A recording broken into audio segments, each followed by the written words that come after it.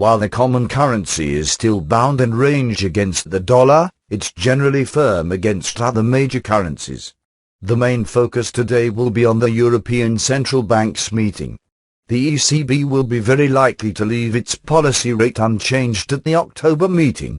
In fact, after the announcement of the OMT in September and release of the meeting statement, we expect policymakers will leave interest rates unchanged for the rest of the year, unless economic data suggests that more downside risks would be seen on economic growth and inflation.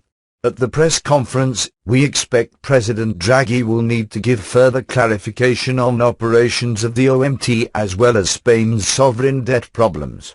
The Bank of England will also announce its monetary policy decision today.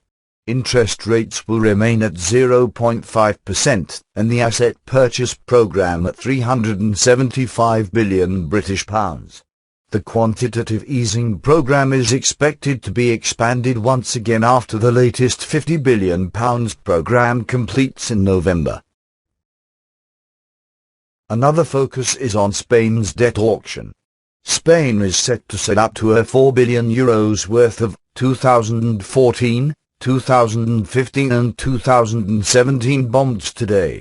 Spanish yield dived to as low as 5.63% in September and stayed range-bound since then. A brief breach of the 6% level was seen last week. But so far, even though there are still much uncertainties on when Spain would request a sovereign bailout, yield has managed to stay below the 6% level so far. To recap, Spanish Prime Minister Rajoy reiterated that a bailout is not imminent earlier this week.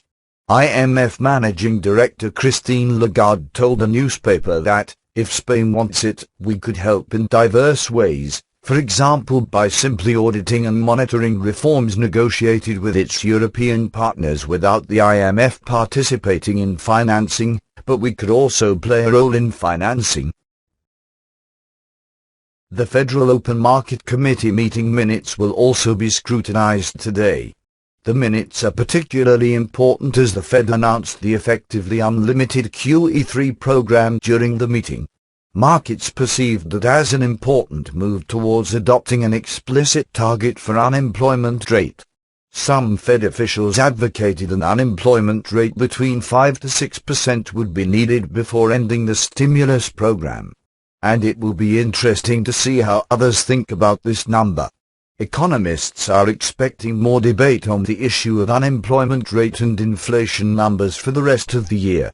But the so-called Evans rule could be adopted as early as next year.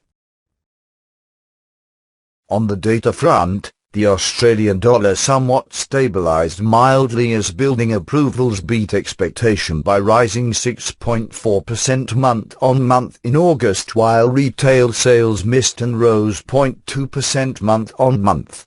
The US will release challenger job cuts, initial jobless claims, factory orders.